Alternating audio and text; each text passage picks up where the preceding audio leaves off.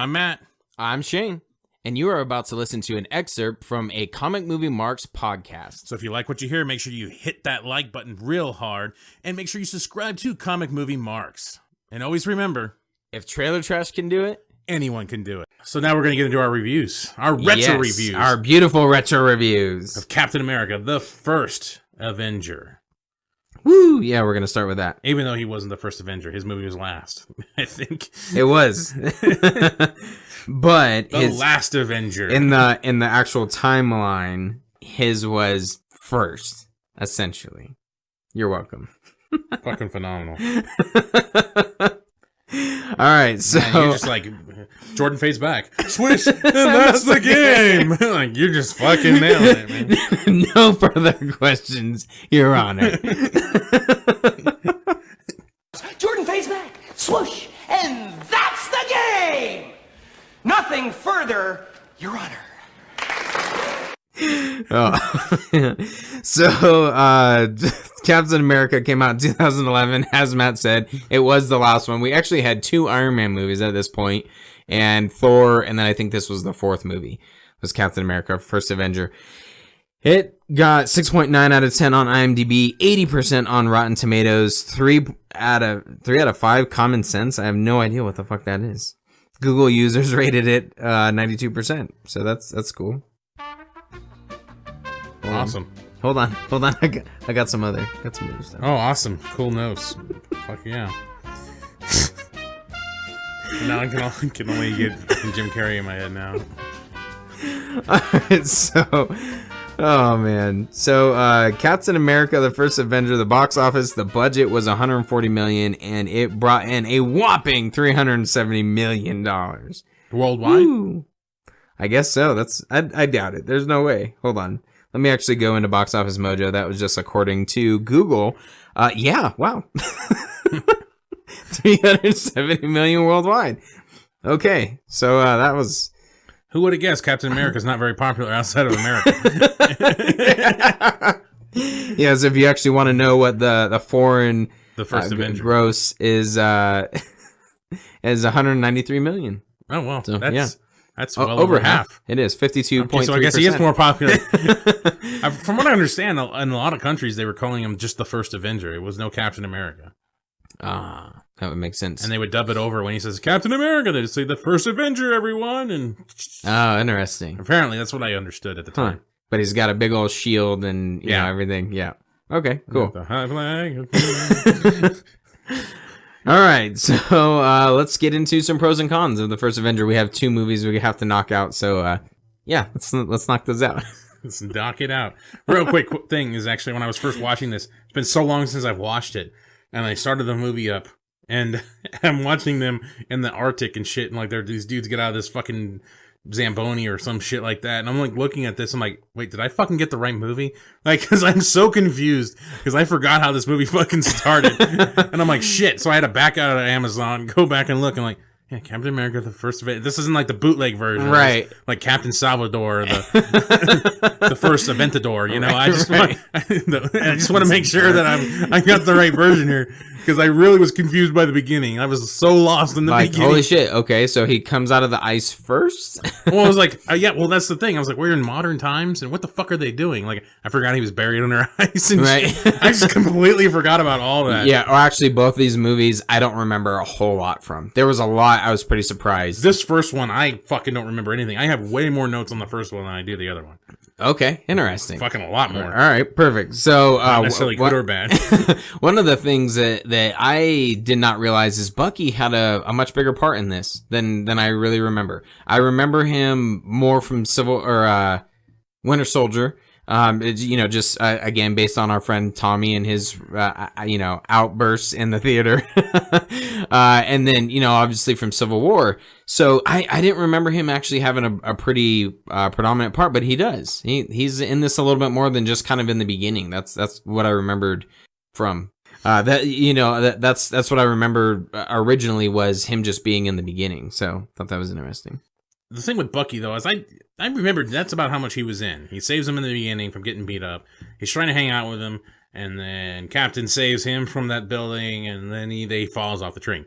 It's pretty much about what I remember. I there's some more sentimental moments that I did not remember, where they're kind of connecting a little bit and stuff like that. Yeah. So there's a little bit more of that. It does actually build a little bit more to that whole that little love bromance there that they have In Civil War, yeah. I agree. Civil War and in Winter Soldier. His reaction to shit and stuff makes a tad bit more sense, because it always felt like there was no real connection between these characters, but there's a little bit more to it. Yeah. I actually completely forgot that Tommy Lee Jones was in this. Yeah, me too, and he's fantastic. Yeah, I love his he's got a couple parts. There's a lot of parts that I was laughing pretty hard at that I enjoyed of his, and there's some other parts I was like, okay, his character itself is kind of stupid, and I put he's great. Put a needle in that kid's arm, it's going right through. Yeah. And he stares at him for a while when he was trying to do push-ups, and he looks at him, he's like, he's making me cry. Like, because he's so pathetic. And then they do the grenade test. Steve jumps on the grenade and proves the doctor right. And Tommy Lee Jones looks at him still and says, he's still skinny. Yeah. Fucking walks away. Yeah, he had some great parts in this. I actually enjoyed a good amount of the humor in this. It was a little bit more subtle. I like the part when Captain America asks if the doctor saved him any of that schnapps, and he says, not as much as I should have. And he's like a big drunk. And then when he's getting injected, he's like, oh, that wasn't so bad. And the doctor says, that was penicillin. He's like, oh shit. And then one thing that I did not notice that happened twice in this movie was where at the very beginning he's getting beat up, and the bully says, you just don't know when to quit, do you? And he says, I can do this all day. Yeah. I did not remember that. And so now it makes a little bit more sense. And he almost has kind of the same, like when he stands up, he's got the bloody lip and everything. It's almost exactly the same from Civil War. Right. So kind of a neat tie-in there that I did not notice with Civil War. I just thought that was something, we see that in the trailers pretty prominently with Civil War. That's the only thing that I took it from. So I thought that was kind of cool. And then he says it again in front of the Red Skull, I believe. Yeah, when he's getting in a little bit of a fight with the Red Skull. I actually like the colorization in this. I know that's kind of weird. No, in both of them. I enjoyed it in both of them. The color palette, I like this one a little bit more. The color palette in this one, I preferred a lot more. It didn't seem so fucking blinding sometimes looking at people. And his costume and everything didn't just blind me in brightness and shit like that. So I actually kind of like that. The score was okay. It had its moments. It rised when it needed to. It fell down. It worked for what it was. Nothing spectacular. Nothing that's going to draw you really into the movie necessarily. But it did work. It wasn't annoying anyway. Yeah. Yep. I agree. I think a lot of the action was actually pretty cool. For me, Captain America in a lot of the movies, he has some of his parts, but obviously he's gonna shine a little bit more in his own movie. Well, he should have in Civil War. But I enjoyed a lot of the action in this. The way he's kind of learning his skills and everything. The way when he's running, he's got his crew that Bucky's a part of. I enjoyed a lot of the ways that they shot certain things, kind of coming under vehicles and stuff. I feel like continued into the next two movies afterwards. Another one I thought more humor that just kind of worked overall. He needed a volunteer up on the stage when he's looking in front of the U.S. show there or whatever, and he's like. And one guy yelled, because he says, I need a volunteer. And I already volunteered. How do you think I got here? Yeah, that was great. I thought that was pretty funny. Actually, a lot of the shit they were giving him when he's actually in front of the military troops, I thought was hilarious. Some of the banter, and then they... Bring the women back out! And then they start hucking the tomatoes or whatever the hell. Apples, maybe, or... something. And Tommy Lee Jones had a couple other great parts when they're in the car and they're taking off and this car's catching up to this huge jet. Oh, yeah, of course. Yeah. I made the joke that I thought it would have been pretty hilarious if all that stuff happens and then the car ends up dumping off the edge. It's like, fuck. Yeah. But then like she kisses him because you got to get the kiss out first, right, beforehand. Yep. And then he looks down at Tommy Lee Jones. He's like, I ain't kissing you. Yeah, that was awesome. So I thought that was pretty funny. That Tommy Lee Jones had some pretty good parts in this. Yeah. We've talked about this in previous reviews, but I feel like the Phase 1 humor was pretty solid. None of it was like super cringy. It worked. Most of it worked. I mean, some of it kind of fell a little flat, but a lot of it worked. It wasn't over the top. So I enjoyed that. Yeah, Chris Evans though also works really well as Captain America. I think he's a very good definitive Captain America overall. Yeah. This movie overall has a decent, okay story, and I see what they're trying to do. I love the message. as hard as they're trying to push it about the little guy getting his chance, that doctor, we'll just call him Dr. Kraut. Yeah. He's pushing real hard that sometimes we need the little guy, we've had all these big, strong guys, let's get that. Talking about his heart and everything else. Like, what do you want to do? You want to kill Nazis? Like, I don't want to kill anybody. I just hate bullies. And I get what they're trying to do. Yeah. They're pushing it really hard. I actually give them some credit for 2011, the CGI face that they put on Chris Evans. On that, whatever that poor person was that was on there. Yeah. Holy crap, get that kid a sandwich. Yeah. No shit. That I thought that worked really well. Yeah, I did too. Surprisingly, his head is a little big. And yeah, you can see it's... Yeah, and so it's like he has too much of like a structured jawline, very like masculine, and so when it's on that little body, it doesn't really work in every instance. But yeah, I agree. For 2011, for what they're trying to pull off, especially when the kid's shirtless and and he's like he's at the one recruiting station or whatever, and it should be more awkward than it actually was. They did better than the mustache. They must have more time. Yeah. Or a better studio, one of the two. So I guess we can kind of get into the negatives. Some of my negatives aren't necessarily like deal breakers. It's just things I just didn't quite understand or I was just trying to figure out like what's the purpose of this, and like certain points in the movie where I felt it dragged. And I fully understand Captain America, the comic itself is based on propaganda, but this whole propaganda montage kind of kills the momentum that the movie was building. It's like this guy sees what he could do. He's like, I see what you do, kid, and I can see you getting out there, and you could really help us out, and something like that. And then they make him a singing, dancing telegram boy, like, and he's reading this stuff, and I'm like, I think that was kind of the point, because Tommy Lee Jones's character was like, oh, well, you're not meant for war, so there's another way you can help us out. Everyone's seen you save that little kid and all that stuff. But yeah, I agree. I feel like the movie itself, it had some really intriguing moments. It just real quick, it just seems so stupid to me. It's like you just see this guy come from like 5'3", 110 pounds to 6 foot something, 250 pounds. He does some amazing things. And just because of an image, you have him probably, it's like, what, they didn't have spies then? They didn't have small units? Because even Tommy Lee Jones actually, tells him, like, because I put Tommy Lee Jones just gives up on him. I needed an army, but I just got you. You're not enough. And I'm like, what? Yeah. No, you could still make a small unit. Right. I mean, we've had spies forever. We've had small sectors of people doing things forever. You could still utilize this fucking hulking dude that you just got, literally. It seemed really stupid to me because they were just trying to push him away for a while to make his big ceremonial, I freed 400 motherfuckers. Right, yeah.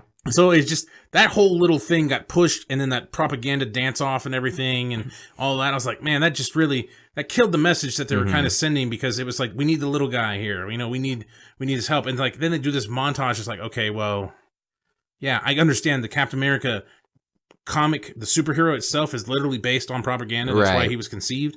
But this like whole thing, I was like, oh, this just seems like a buzzkill. Yeah, it didn't seem like it fit very well. Yeah, no, I agree. I feel like there were a good amount of for how good a lot of the positives were.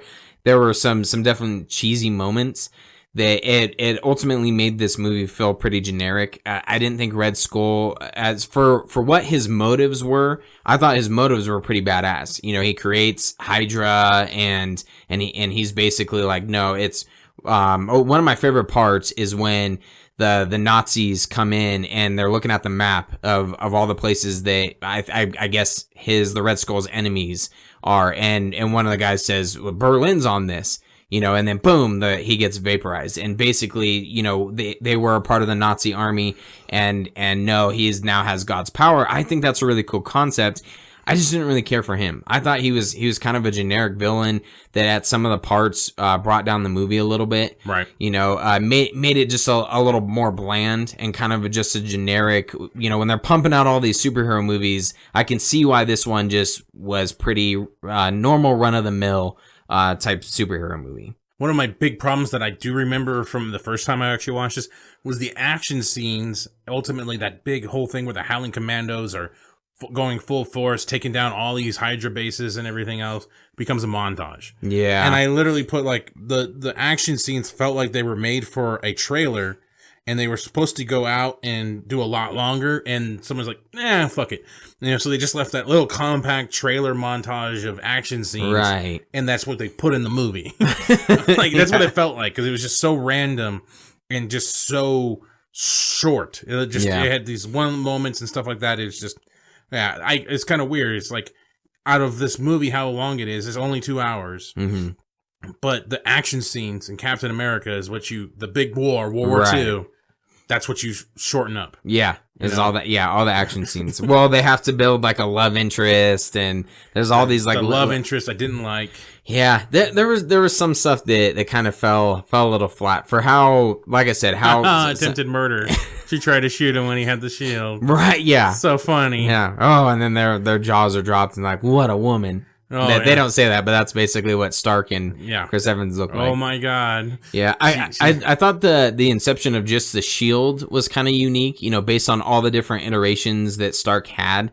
With guns and stuff like that on him, he's like, oh, he kind of peeks down, sees the shield, then gets it's made of vibranium, and that's all we have is what you're holding right there, and and he's like, oh yeah, it's pretty light, I like this, and then boom, there's a flag painted on it, and then the suits. This sounds random, but when we get into the next movie, it'll come full circle. But the suit in this one seems less like when you picture a superhero, especially one that's more like physical. You look at like Superman or Batman. I feel like Captain America's suit should have been a little bit more like aesthetically pleasing, not so like puffy. Like to me, he looked like he was wearing, those Halloween costumes that you get from the store. The fake abs. Yeah, with all the fake muscles that little kids wear. That's kind of what it looked like he was wearing, and it was a little awkward. And maybe it was because that's what he was wearing when he's doing all the dancing and nonsense. But I don't know. I didn't really care for the suit in this. I got a couple just small nick picks that I want to go through. The one thing, and I do remember this from the first time I saw it, because it bugged me, and this may be stupid to people, but the literally borderline high definition cameras that they had in 1940 watching all this shit, like they were able to watch all these guys, it's like borderline high definition. Right. It's like 7-Elevens don't even have that good of fucking cameras. and like the technology, I understand that they have the God's weapon, but that's just weapons, why? The technology is just so ridiculously better than what it really was back then. Of like Captain America just shoots 2 little rockets out of his motorcycle, blows up this giant tank, and I'm like, yeah, over the top again. Yeah, pretty cheesy. Even like you said, the guns that Hydra was using that came from the Tesseract, and they're like pew pew pew. It's like all futuristic, and they don't even use them. Like, how many times do you watch them where they get like point blank range to them?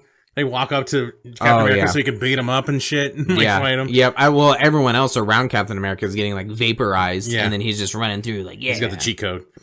Yeah, pretty much Game Genie. And then I like his shitty ass sneaking on the Hydra base.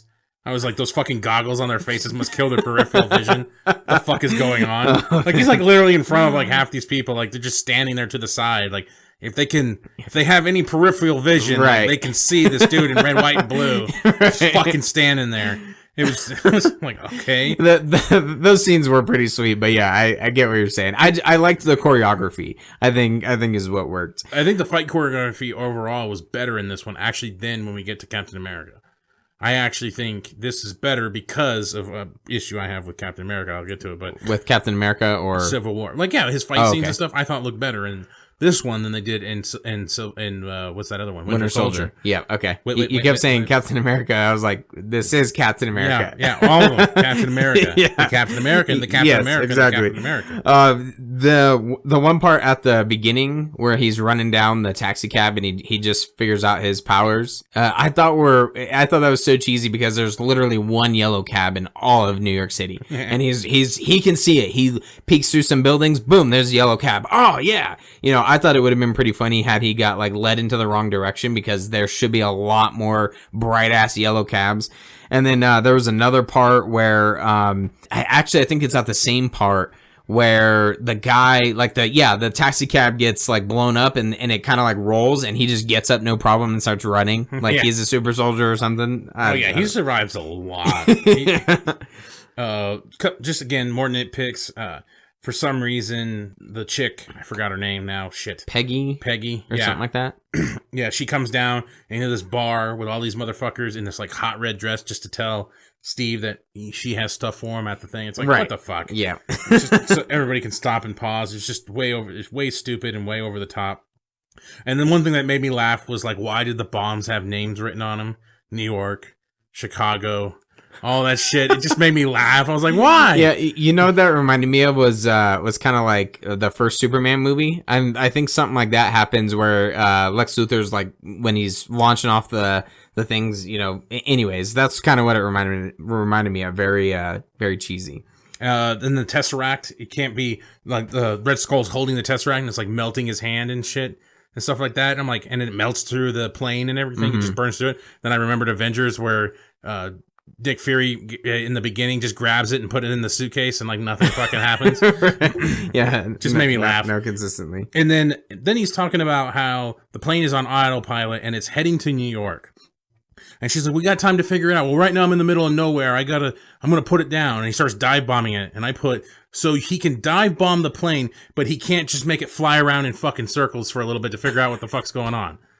Like, he made it sound like he had no control over the plane, but then he can dive bomb it. Right. And crash it, yeah. Yeah, fuck you, dude. You got control of it. And then just kind of awkward, they show the plane crash, and, like, it ends, the conversation he's having with Peggy.